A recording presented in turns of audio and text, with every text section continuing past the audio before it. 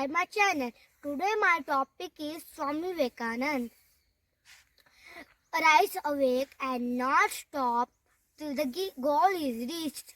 Today I am going to tell you about one of the most popular Hindu monk spiritual leader, Swami Vivekananda. Swami Vivekananda was born on 12 January 1863. His childhood name was Narendranath Datta.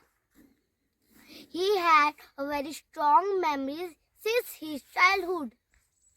He had read all the scriptures like Upanishad, Vedas, Ramayana, and Bhagavad Gita and Mahabharata.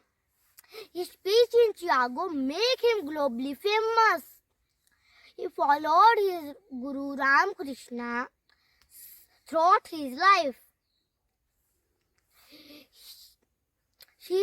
He spent his days by teaching people about Vedanta. He passed away at the age of 39 on 4th July 1902 while meditating.